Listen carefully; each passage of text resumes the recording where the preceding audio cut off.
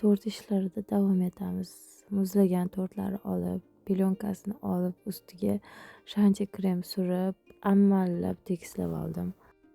Tortchilarga ham osonmas ekan, aylantiravurarkan.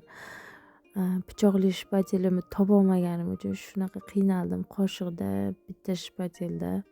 Agar ikkita shpatel bo'lganda birpasda bo'lardi.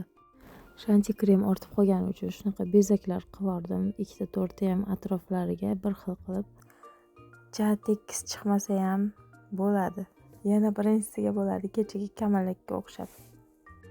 Tortni faqat sovuq joyda tayyorlash kerak ekan. Uyimiz issiq bo'lganiga kremlarim erib zo'r qilib oldim. Bolalarimga Masha Medved multigi yoqqani uchun shunaqa stikerlar oldim. Hamma narsani bir chekkadan joylab bo'lgandan keyin tayyor tortim mana. Lekin bog'chaga yetib borguncha kamalagi erib tushib ketdi. Kamalagi bo'lmasa ham bolalarim rosa xursand bo'ldi. Tortning ichi ham chiroyli chiqibdi.